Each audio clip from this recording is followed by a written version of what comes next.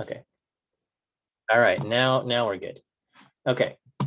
So stats 102B, computation and optimization for statistics. Welcome to spring quarter. Welcome back to school. I hope your spring break was relaxing and good.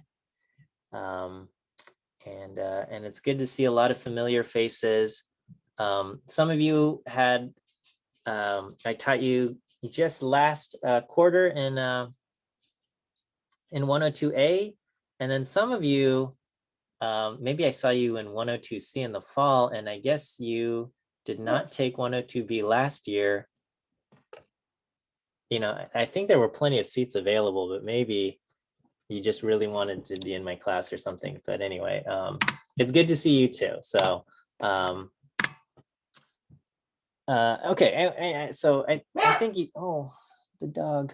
So I think you know who I am. I'm Miles Chen, and I'll be your teacher, and I'm excited.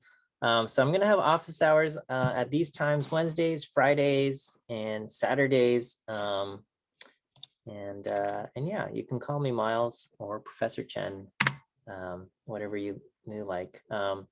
Office hours, we'll use the same Zoom link that we use for lecture for Wednesdays and Friday office hours. Saturday office hours, I use a different link, and that one is available on CCLA. Hang on, let me see what's going on here. Pause. Okay, I think everything's fine. All right. All right, so this is the plan for grading. I think this adds up to 100%. Yes. Okay, so we got lecture viewing quizzes, Campus Wire. We'll have 6 homework assignments, and then I have 2 midterm exams. Okay, I've got 2 midterm exams this quarter and a final exam. So you'll find this class is a little bit more. I mean, it's not like terribly mathy, but it's more like if you compare this to like 102A, I mean, there's still a lot of code, but you know, it's going to look more like the second half of 102A than the first half of 102A. Okay, it's same with kind of 102C. It's more math concepts that get implemented using code. Okay, grading, I don't curve, always a straight scale, and so, you know, please don't ask me to round up your grade, and this is kind of just the grade cutoffs. Okay, if you've taken a class with me before, I do lecture viewing quizzes, and I think that, I don't know, I like doing them, but anyway, so students are required to view lecture at some point. You don't have to attend live. I always appreciate you guys being here live, and thank you guys for turning on your cameras. It's always nice seeing your faces. And so, you know, I would love it if you can attend live, but I know some of you can't, or you just maybe that day you're not feeling great, and so you don't want to attend live, and so that's fine. But do watch the lecture, and during the lecture, I will be giving quiz answers.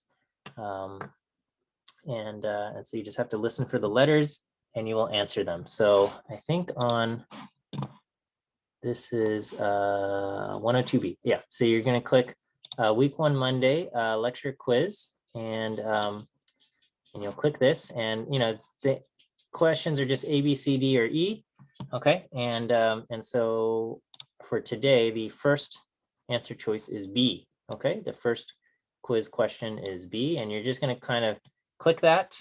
All right, and I'll give you the other 2 question answers later on in the lecture, and you'll do that, and just make sure you do it, okay? Because these quizzes are open only open until before the next lecture. Okay, I think they close at 5, so technically the next lecture is at 6, but you know, you have to finish it by 5. Okay, so they're only open for you know, open for a short amount of time, so make sure you do it. And that's the point, is to try to keep you up to date with lecture content, because I know it's tempting, it can be tempting to just kind of skip the lectures and then wait until the midterm or final and realize you have multiple weeks to catch up on, and I don't want that. So.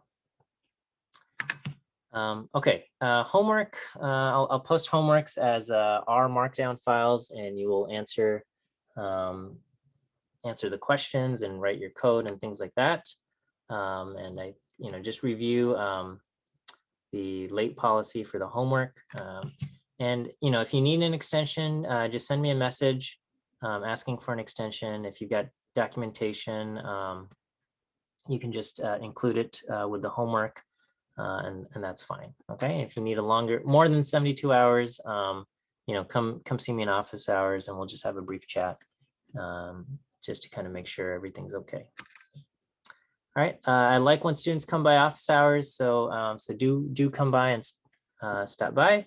And so I like explaining material, and I like just getting to know who you are, and what your plans are, and if you have questions about grad school or things like that, I'm happy to talk about those things. The only thing I don't like is getting into an argument about, how many points a certain error or mistake should be.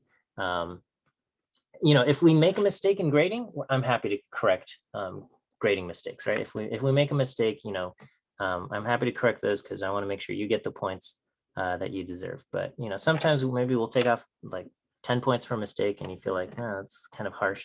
But I don't want to get into arguments over stuff like that. Okay. We've got Campus Wire, and I think I've sent out Campus Wire invitations. And because when I sent them out, it said like a lot of you already are kind of registered on Campus Wire, just because I think you've been in my class before. And so you'll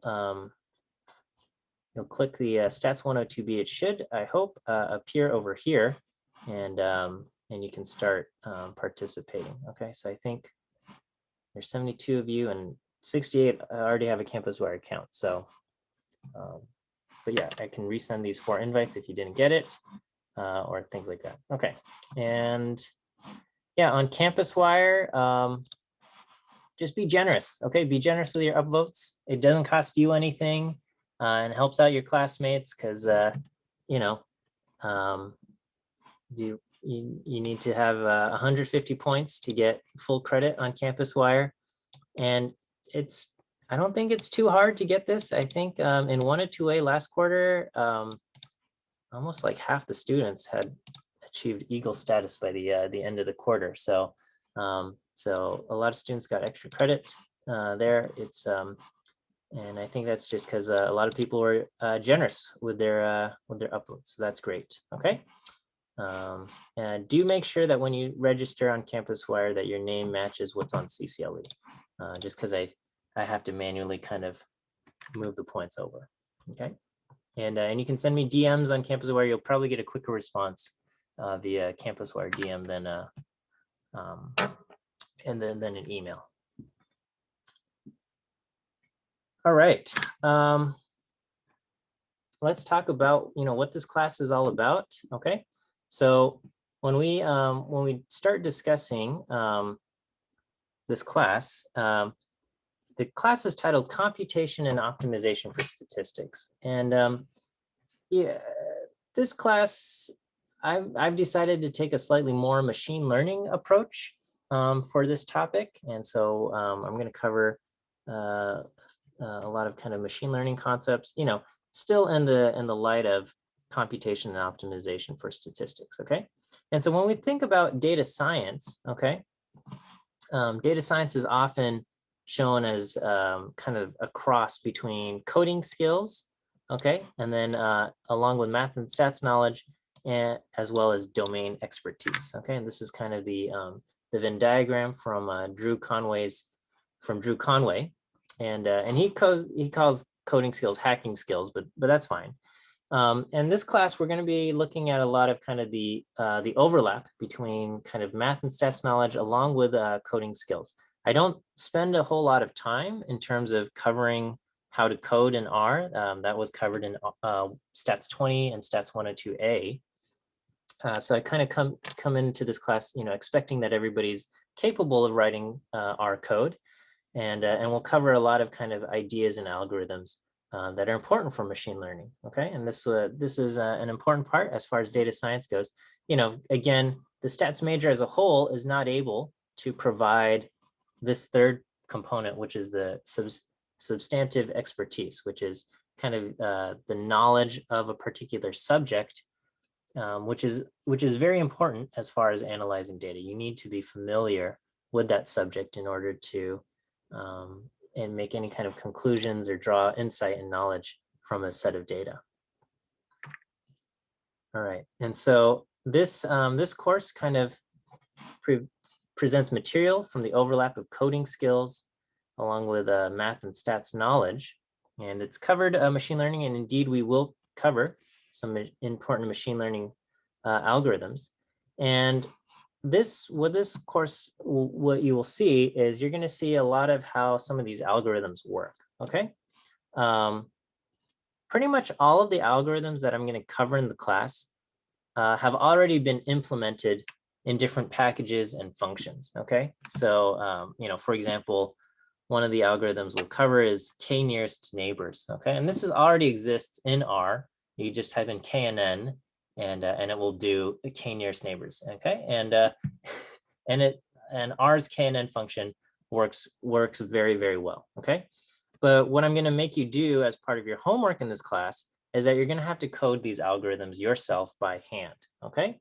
And so the goal of having you code these algorithms by hand is that you will gain a deeper understanding of how the algorithm works. And if somebody asks you how it works, you'll be able to explain how it works, okay? And you'll understand kind of the situations where it works, rather than just leaving it as this kind of this mystery box of like just typing it. You're going to actually have to create something and learn about it, okay? And that's going to be a large portion of this class, is that we're going to be kind of creating or write. I'm going to, for your homework, you're going to have to write a lot of these kind of algorithms from scratch by hand, and hopefully that will enhance your learning and understanding of these topics, okay? And so these are some of the topics that we're going to cover. So in the beginning, we're going to just start off with some key concepts of machine learning, okay? And we're going to start off talking about loss functions, okay? And loss functions are basically a function that you want to minimize, right? So for example, when we're talking about linear regression, you're trying to find the slope and intercept that minimize the sum of squared residuals. So the sum of squared residuals is your loss function in that case, okay? There's another approach. We can try to maximize the likelihood, okay? So we can create a likelihood function, and we want to maximize that. We'll also take a look at cross-validation, which is useful for checking model performance. And we'll also take a look at regularization, which is the idea of kind of reducing some of your parameters or shrinking them to kind of reduce the amount of variance that appears in parameter estimates. All right, so these are key concepts of machine learning. And then from there, we're going to look at certain machine learning models. Okay, and so we'll start off with linear regression, which I think you're all familiar with already from your 101A class, but we'll take a look at it from a machine learning perspective. We'll also cover very, very, very just surface level introduction for neural networks, okay? Some maximum likelihood estimation models, classification models, clustering, the expectation maximization algorithm, the EM algorithm, and also PCA, principal components analysis. So these are going to be kind of the topics that we'll take a look at in this class. There is a considerable amount of overlap between this class and 101C, okay? So some of you have taken 101C, some of you are going to take 101C. And so in 101C, you learn machine learning models, okay? The ones I've listed, plus other things like random forest and LDA and SVM and stuff like that. And we'll cover, a lot of the underlying algorithms. This class is going to kind of force you to write the code to implement these algorithms, whereas 101C focuses more on the applications, okay? So you just kind of, 101C will take like, okay, here's the function and use the function on this data. And without really getting into like the nitty gritty of exactly how that function is working and things like that, okay? And this one, you're gonna have to code it up yourself, okay? All right, and so just overall, if you're a stats major, the overall kind of idea is that, as far as how these classes fit together, is that, in stats 10, you learned kind of the foundations of statistical thinking. And then in stats 20 and 102A, you have your computational and coding foundations with R, okay? The whole 100 series is kind of the mathematical theory behind models. You start off with probability, and then you get into mathematical statistics in 100B and 100C. You apply that even more so, specifically for linear models, okay, which goes kind of hand in hand with 101A. 101A is on regression, and 101B is on design of experiments, okay? And those are statistical models that are useful for when data is expensive and interpretability is important. So if you're doing kind of your traditional research where you have to do experiments in, you want to kind of maximize the amount of information you can get from the little data that you have right now. So I think some of you are enrolled in 101B right now. Some of you have already taken 101B. In some classes, some professors will use the island as a teaching tool in teaching design of experiments. But the general idea in 101B is that data is expensive to obtain, okay? In some cases, data is expensive to obtain. And so you want to kind of maximize the information you can get. So for example, if you're doing any kind of medical study, each participant that participates in a study probably represents several hundred to several $1,000s of investment, because you have to pay, doctors and nurses to kind of gather that information. Maybe the patients are volunteers to participate, but kind of gathering that, using the equipment to analyze and draw the data, because obviously maybe you're drawing blood and you have to do some kind of like blood cell counts and things like that. It's very expensive to get any kind of data point in medical data, and so you want to make sure you design your experiment properly, okay? Whereas this class, 102B and 101C, will create kind of statistical models when data is cheap. So you have these very large data sets, which are becoming more and more common with just the amount of data that we're generating, from our phones and from our internet activity, right? Every single click, you go to a website and it says like, do you want to accept all cookies, or I don't know, accept only the essential cookies? I don't know, right?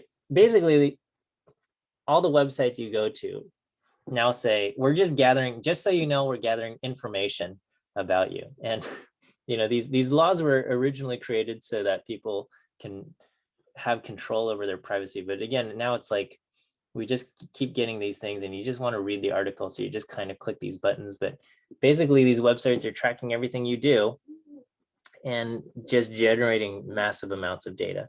And we still want to draw insight from that, right? And so we need kind of computational tools to be able to kind of slog through these million-line data sets and things like that, okay? 102C, it covers Monte Carlo methods along with Bayesian models, which accommodate prior beliefs, which is important for a lot of analysis and things like that. So I enjoy that class, teaching that as well, but that's going to be in the fall.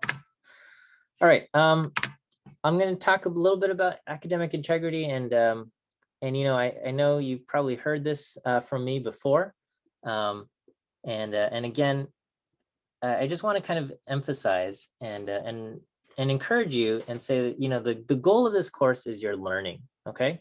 And it's not that we're trying to accomplish some kind of task, okay? If you are just trying to accomplish a task, if you're just trying to run the KNN algorithm, you should just use the KNN function that exists in R, okay? And as far as like accomplishing some task in the homework, you can probably go on the internet, search something, find some answers, and put it into your homework, okay? But that's not the goal of the course. The goal of the course isn't that you complete your homework or that you do some kind of task. The goal is for you to learn, okay? I want you to learn these algorithms. I want you to understand them. I want you to be able to kind of implement them yourself. And so, you know, I think we fully understand this concept when it comes to, you know, athletics and working out at the gym.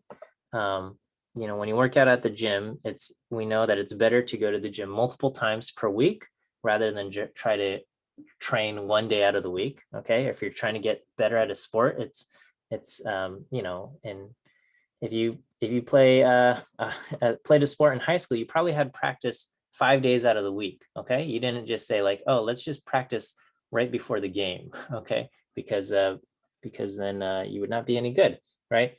And your practice sessions should have been a little bit strenuous to make you tired and to get you to improve, right? And your brain is similar, right? If you don't struggle at all when writing some kind of coding assignment, your brain has no reason to kind of create new neuron connections or get better at whatever task it is that you're trying to learn. And so what you want is you want to struggle a little bit, right? And the struggle is actually a good thing because your brain is working hard, and then your brain will say, you know what, let's get better at this, okay? And you will become a better coder. And these ideas will become more ingrained into your mind, okay? So if you run into a task in the homework that's difficult, I want to encourage you to kind of work through that, okay? And I know it's a little bit of suffering there, but it's a good kind of struggle, okay? It represents you becoming better, and not to just copy and paste someone else's code or look up some kind of solution online, okay? That would be equivalent to having a stronger person at the gym lift the weights for you, okay? If you do that, you can't expect to get any stronger, okay? You know,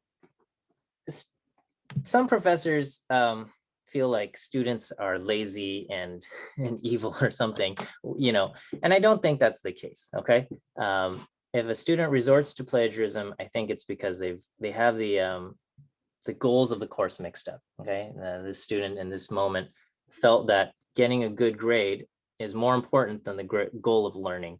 And I think, you know, when students have that motive mixed up, you know, plagiarizing or cheating in that aspect might become a temptation, right? And so, and I say this a lot, but I want you to be able to judge your what you got out of a course based on what you learned and not your letter grade, okay? And I know that's hard to have that attitude and perspective as a student, just because you're kind of in the middle of everything and you're spending all of your time and energy on your classes, and so, you know, grades feel very important, but that's not the case, okay? And so these are my expectations for when you face a challenging homework assignment. I expect you to work hard, okay? And I expect you not to seek out solutions from another student, okay? Or solutions online. And if you're not able to complete the homework to 100%, I want you to be okay with that. I want you to turn in what you have, okay? And you're not going to get 100% for the grade, okay? But I want you to be okay with that and just say, you know what, this represents the best of my abilities at this time, okay? And I will get better. And, you know, if I were to encounter this type of problem in the future, you know, I can probably do even more. But at this time, this is what I was able to complete. And I want you to be okay with that, all right? If we have to escalate things to the dean, you know, we'll do that. I don't enjoy that process, but we do take it seriously. Okay, let me give you your second quiz answer. Second quiz answer is the letter C. C as in cat. C as in cat is the second quiz answer for today's viewing quiz. Okay. On Campus Wire, I want you guys to collaborate and help one another out. You guys are generally real good about that. And so, any kind of verbal collaboration is great. Just know sharing of code. There are lots of ways to answer and help people out without actually showing code. So you can say, you can say, how did you approach this problem? And you can say, you know what, I created this kind of loop. I created this kind of data structure, or I use this kind of function, without actually saying, here's the code that you need to write. Okay. So please don't post your code, and please don't ask each other for code or things like that. Okay. So that's what we have for that. Okay. First quiz answer. Okay. And oh yes, so there is a lot of code in the class, and so feel free to share any kind of code that's from lecture that's not related to a homework assignment. Okay, so any kind of any code that I put in the lecture notes, you can use that and discuss code and why things work or don't work.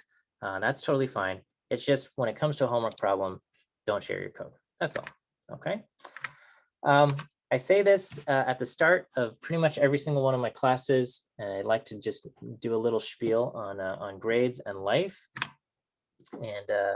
And so I'll say it again. If you've already heard this, some of you were in my Stats 21 class, so you've already heard it today. But I said it at the start of last quarter. I said it, at the start of my Stats 21 class as well.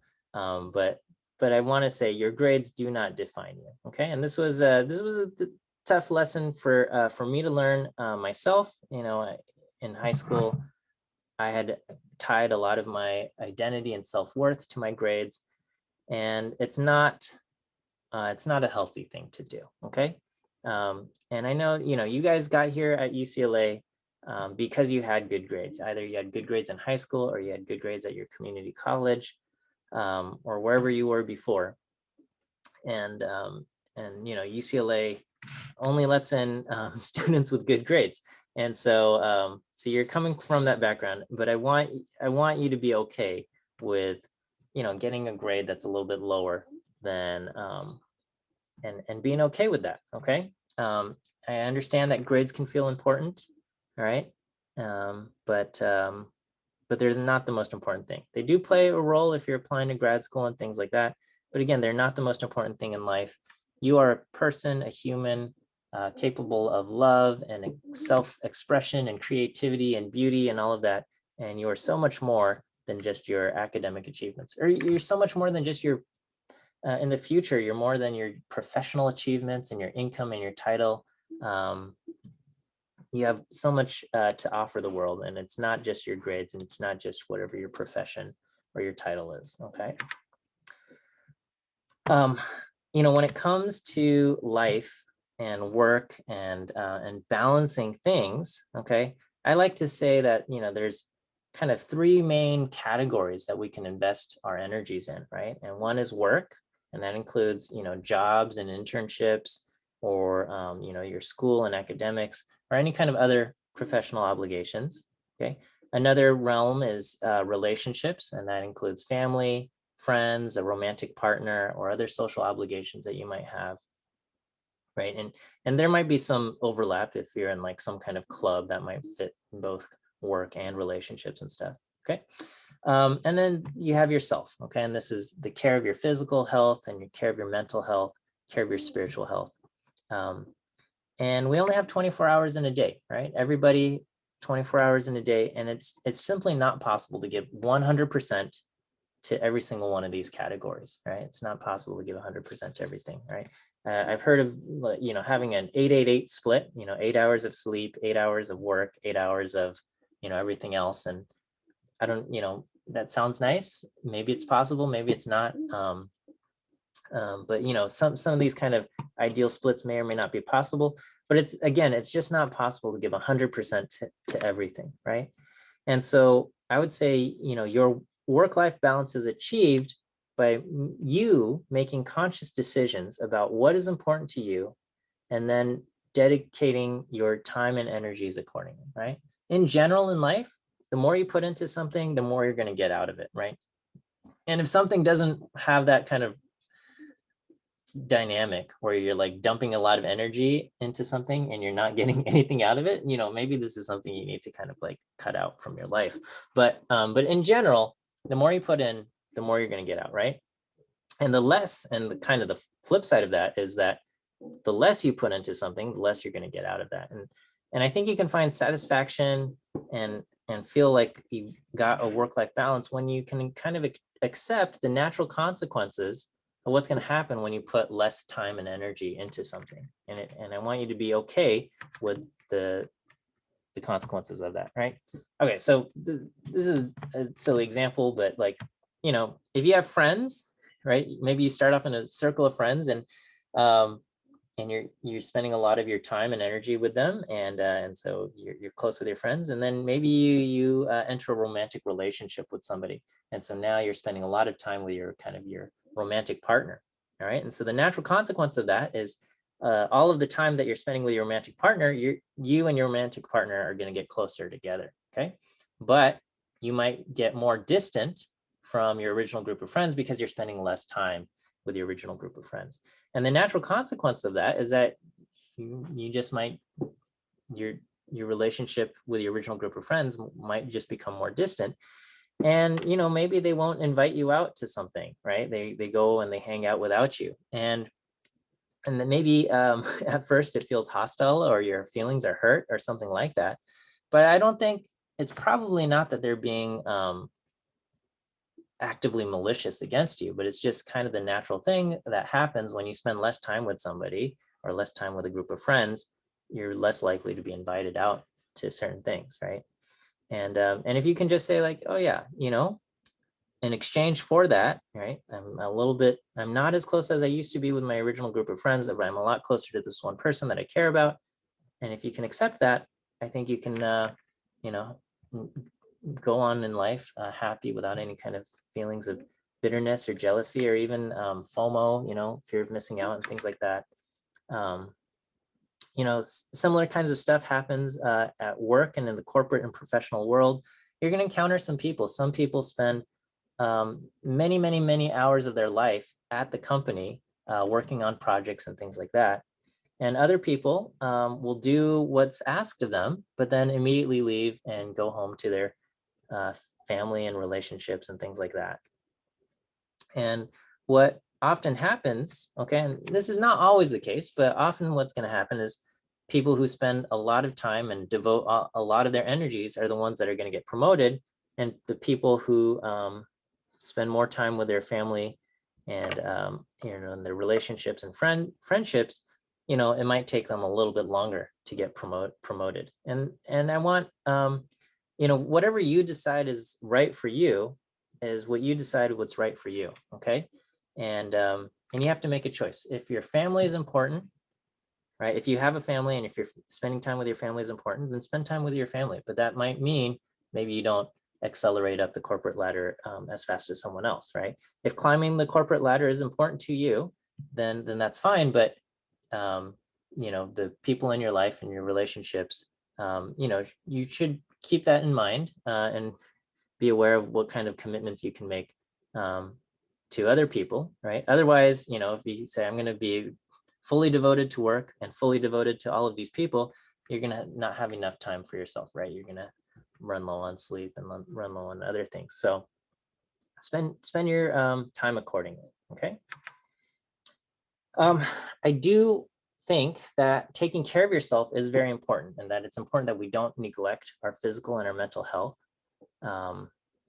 If you neglect your physical and mental health, you will operate at less than 100% efficiency. And the time that you do spend for work, school, relationships probably will not be as productive, right? And in the extreme case,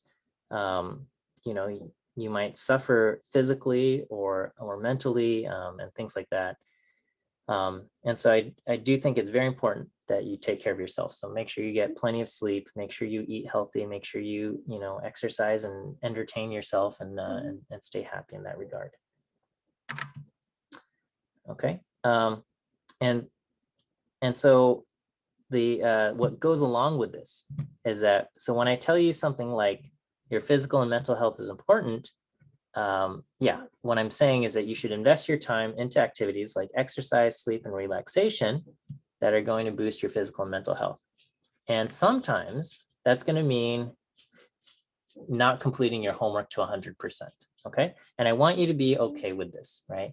For some of you, the idea of not completing your homework to 100% is like anathema to you. It seems like this very hostile idea, but I want you to be okay, and just that if you encounter a day where, like, you know, you've been doing other stuff and it's getting late at night, I want you to say, you know what, I've only gotten 75% done on the homework, okay, and I'm not going to be able to finish this last part. And I want you to say, you know what, at this moment, it's more important that I get sleep and rest and things like that. And I'm going to submit the homework that I have, and I'm going to accept that I'm not going to get 100% on it. And I want you to be okay with that idea, okay? And be able to kind of make these choices and say, you know what, at this moment, it's more important to be a good friend to this person. You know, this friend, you know, suffered a tragedy in their life, and I want to make sure I can be there to support them. And maybe that means not being able to finish your homework and things like that. Okay. The natural consequence of that is you might get a lower grade in your homework. That could add up to getting a slightly lower grade in the class and things like that. But I want you to be able to be okay with these choices and say, you know what, for me, it was more important to be a good friend in this moment. And that was more important than, you know, getting a particular grade in the class or particular grade on the homework assignment. Okay. And but yeah, it's tough sometimes making those kinds of choices. Okay. Oh, okay. So we did this last quarter, and I had a lot of fun. And so I want to do it again. Dinner with classmates. Okay. So last quarter I hosted a few Zoom dinner meetings. So basically, I'll set up a sign up sheet, and I'll post this on kind of CCLE and Campus Wire. And if you're interested in participating, sign up, and I'll just kind of arbitrarily assign you to, you know, a group of maybe like seven or 8 students or so, and we'll get together for a Zoom dinner. So so I teach. So this class ends at 6:50, and then usually I prepare myself a little bit of dinner or something, and so probably around 7:30 we'll get together, and then meet for like an hour or so, and then usually I just leave the room, and if you want to hang out with your classmates or something at that time, that's good too. And it just gives you an opportunity to kind of meet some of your classmates, just because in this remote learning context, it's hard to know who your classmates are, and so I think we have to be extra intentional about meeting people and learning some of your classmates. So so I'll set that up, and we'll have that to look forward to. Okay, I didn't actually put in any actual content material just yet. Let me pull up. Let me show you the textbook. Okay, so this is the textbook that we use, a first course in machine learning, second edition. Okay, and I think the UCLA bookstore has the paperback edition. I think you can find the paperback edition of this for around $40-ish, $40 to $50 or so. You know, and I know I like to pick textbooks that are freely, or at least available for free, but I couldn't find a textbook that I liked for this class that was free. So I did have to pick this, or I mean, I chose this, and it's around $40 or $50 for the paperback. It's more expensive for the hardcover version. I do recommend the, as far as the electronic versions go, there's a couple different formats, and one format is fine and the other format is no good. So if it's a PDF format of the book, then that's good, okay? Because that preserves the layout of the textbook, which is good. But there's another form, which is like, it's kind of like a Kindle, in that, like, you know, Kindles like will reflow your text, if that makes sense. Like you can change the font size and it will reflow the text so that it fits. And that messes up, like because I got that version, you know, the publisher gave it to me, but it like messes up the formulas and it's like a bit of a nightmare. So if you're looking at the ebooks and stuff, there's I don't even know which version it is, but if it's like, you know, you're going to read it on some website rather than getting a PDF, then don't. I recommend against that, and I would just say get the physical version, if that makes sense. Because if it tries to like reflow the text and resize the letters and stuff, which is a nice feature if you're reading Harry Potter, but if you're reading a math textbook, it like messes up the formulas and it's a bit of a nightmare. So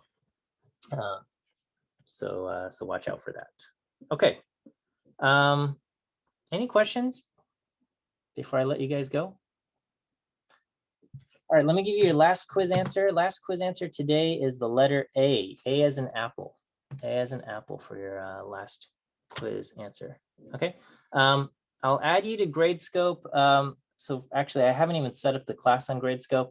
I'll set it up when I put up the first homework assignment. Okay. So I'll when I post the first homework assignment, I'll set up the Gradescope things, and you guys can add and join all of that.